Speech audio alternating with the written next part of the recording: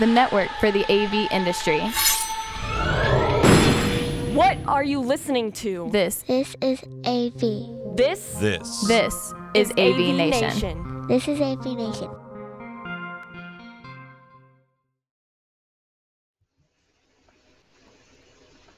Hey everybody, I'm Chris Netto. Welcome to the MHO show. I'm joined by, this time in Mr. Philadelphia, Mike Shin. How are you, sir? I'm good, Chris. How are you? Doing good. How was the Philadelphia scene? The Philadelphia tonight? scene is fantastic. We're really getting fired up to head into the football season at this point. A lot of buzz about drafts and fantasy football, and I can't wait for my Giants to crush every one of my friends' team. So that's that. Spoken like a true Giant fan. Melissa, how are you? Hey, good evening, guys. I'm not watching football. So. And you're not on the boat, surprisingly. And I'm not on the boat. So. I'm surprised. Are you in the yacht? maybe one of these shows I will be. That's it. Get us on a fishing vessel. That's our goal. So we're hanging out today, and we're decided to, you know what, we're going to take 15 minutes and do another MHO show here for you. And one of the things that we want to talk about tonight is growing trends. Things that we've observed over the last few months that seem to have become a silent mover within, I guess, the AV industry, or maybe people are not picking up on it. At least that's what I'm seeing. We've pre-discussed some of these topics, so we're dying to bring it out there. So we're going to start with Mr. Shin. Give us your, hey, Mike Shin just seeing this trend going like that. What's your trend for us? So my topic is definitely augmented reality.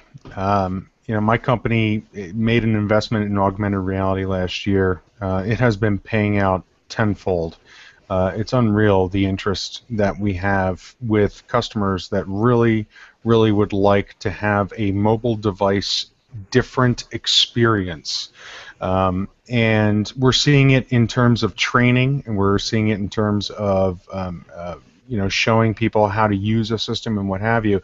But on our event staging side, we are seeing a mass interest on the trade show option and on looking at different ways that people can experience a space. So if you're not familiar with augmented reality, it's very simple.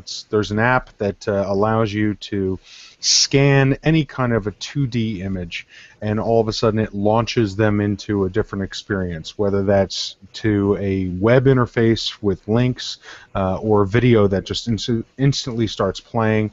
It's very cool. It's very interesting. You can do some really, really impressive stuff from like a 360-degree view of being there with the person, almost on a VR level, but not really. So it's something that I noticed at the show was talked about a lot. First time at Infocom, a couple weeks ago that was talked about a lot.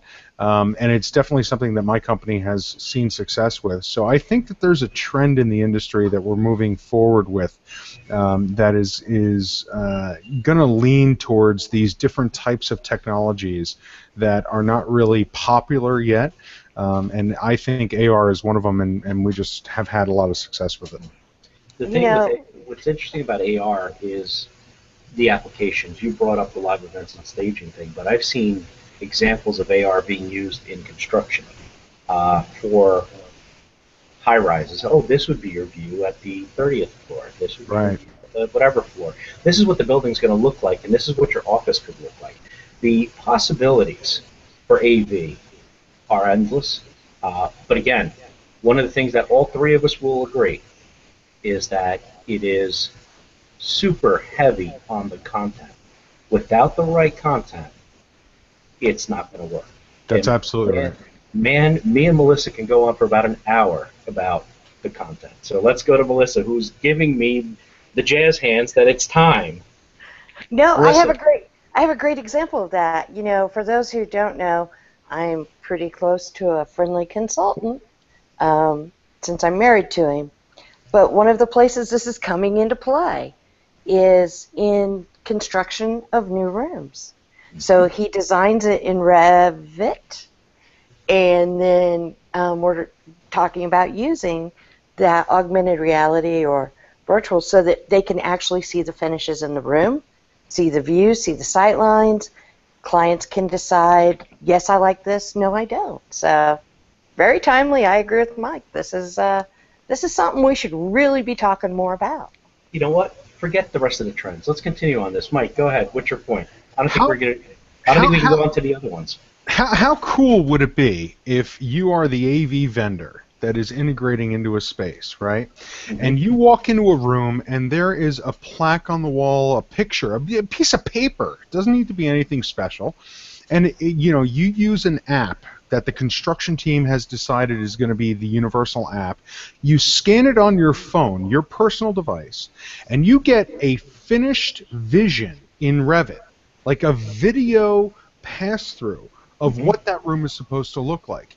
In fact, it'll even tell you what the dimensions are of where your device needs to be in accordance to the height and the ceiling, the floor, the length and width of the space. I mean, it just that I think is so cool and so interesting that we aren't as an industry really diving into this. By the way, we can make this happen. This is stuff that our people, our teams, our programmers, our experts, this is what we speak. This is what we do, and we could be selling this stuff left and right. I just think it's very cool. I have a lot of passion behind it, obviously.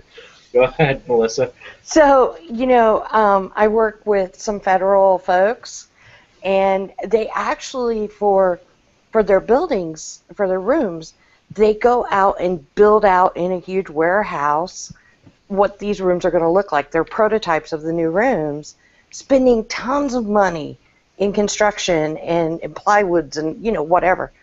And we're talking about how we can do this utilizing this augmented or virtual reality as a tool. The cost savings of not having to build those rooms out all the time and being able to do it once you get past the initial investments. Talk about an ROI.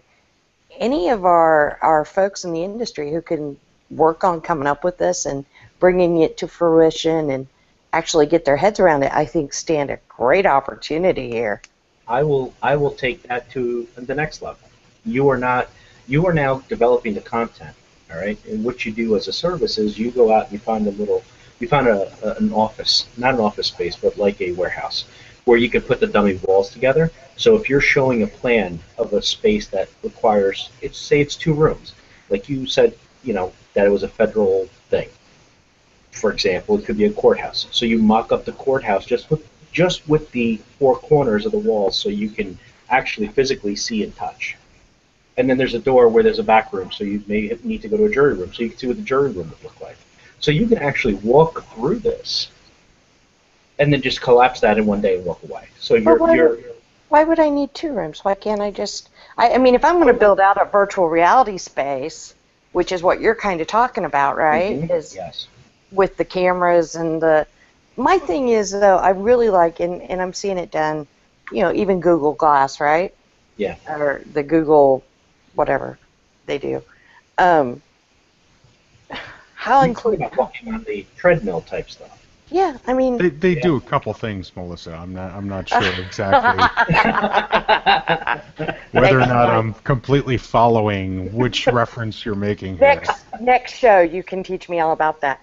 But I mean, just having the opportunity to be able to inexpensively take a look and move through this space and see exactly what your sight lines are, see exactly what the finishes are. Wow, what a huge cost savings.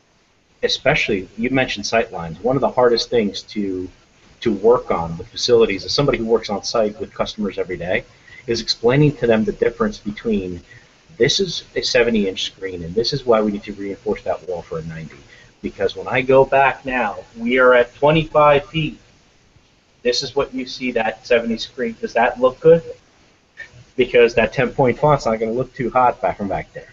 Well, so if you come to my class, I'll teach you how to calculate that font. But I actually have a cool little spreadsheet for you that the U.S. Air Force uses. Maybe we should all be adapting that as far as the new site site regulations, because obviously those guys are traveling in Mach something and they only have seconds to look down. So that's what my company uses. It's kind of weird. We don't use we're rebels. We don't use the Infocom guidelines. We go a little bit stricter with Air Force. I don't hear any of that. Okay. Okay. You didn't hear nothing of that. Now this is my my Jedi mind trick working on you. Go ahead, Mike. So I think that in keeping with the AR theme, there are so many different areas that aren't even being considered. Can you imagine being in a construction meeting and using an application that's customized to your business and being able to actually use the app to scan the drawings while you're standing there in front of everyone, and it can automatically cut out everything that you don't need to know about and highlight just the parts that you need to see? And be able to dynamically collaborate with the rest of those teams because you are looking at just your thing, no other distractions, just your product that you're delivering. How about this one? How about a customer that walks into a space and they've never used this room before, and they can use an app to actually on their phone just pull it up, take a snapshot, look at the touch panel, and then boom, in a 2-minute video, they're given a complete tutorial on how to run their meeting that starts in 10 minutes. The options and the viability for what AR could bring to this industry is innumerable. I can come up with 15 more. Those are just 2. And you know what I like about augmented reality and the virtual reality that I think 3D totally failed at? We never got 3D past having to wear those glasses.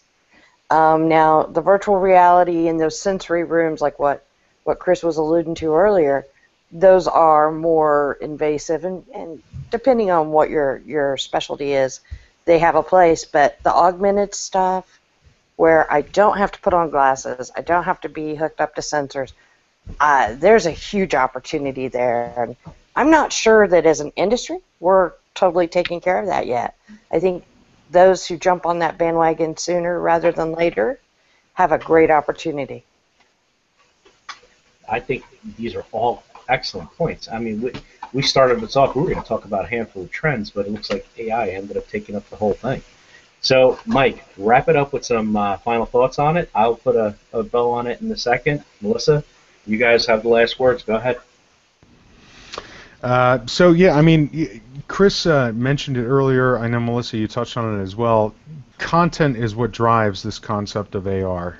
You can look online, you can find out, do some research and figure out how does my company invest in being able to be a provider for that kind of solution. It's more of what content is driven behind it, and if you are the content provider, whoa, there is major money to be made. And that is something that can't be compared to on an online store of some kind of box sale house. This is something that's unique to the creativity to which your organization can provide. So in terms of a gross profit margin option, an area where you can increase your revenues, that's huge. So I think AR is definitely part of the here and now, and I think everybody should be looking at it. Melissa? I'm going to go with, I really love the AR, the VR, any of this augmented reality. I think we've got a great opportunity. We require education on it, so we need to learn and get ourselves up to speed. But what a fantastic time to start diving into some really exciting new technologies.